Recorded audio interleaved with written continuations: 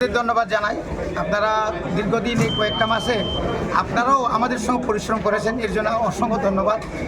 এবং আমার একটাই বক্তব্য, এটা হচ্ছে আমাদের 5 বছরের এডিসিতে কাজ আমরা ভালোই করেছি। মানুষ বুঝতে পেরেছে যে না, বিশেষ করে পাহাড় এলাকায় ত্রিপুরা মথা ছাড়া দ্বিতীয় আর কেউ থাকবে না। এটার প্রভাব এই সেমিফাইনালটা আগামী 2028-এ তার প্রভাবটা পড়বে।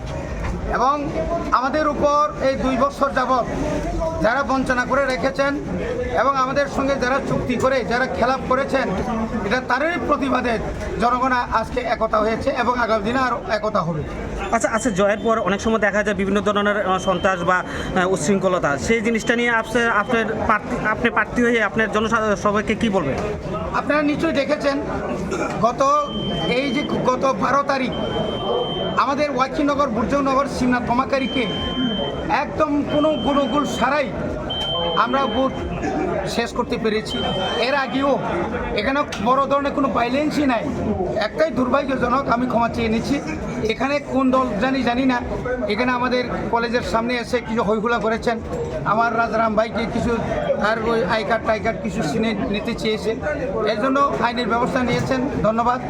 তো আজকেও আমি আবার বলবো যে কোনো অবস্থায় আমার মাননীয় যে রোনাল্ড বাবু যে বলেছেন সেটা আমি বলবো যে আনন্দটা নিজেদের মধ্যে সীমাবদ্ধ রাখুক।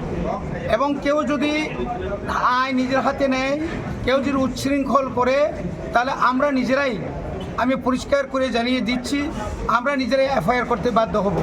এবং সবাইকে সংযম এবং ধৈর্য সহকারে আগামী দিনে আরও বেশি করে এই রাজ্যে জনগণকে এবং সমতলবাসীদেরকে আমরা যে নির্বাচনের একটা আনন্দ মেলা এই যে এরকম যেন দেখাতে পারি, এটা আমি সমস্ত বিশেষ করে এদেশি এলাকার জনগণের কাছে আমি আহ্বান জানাচ্ছি। কেউ যেন কোনো উচ্ছৃঙ্খল কোনো কারোর গায়ে কোনো ঘরের উপর বা কারো কিছু না করে, এটাই হচ্ছে আমাদের আবেদন এবং আমাদের কাহিনী।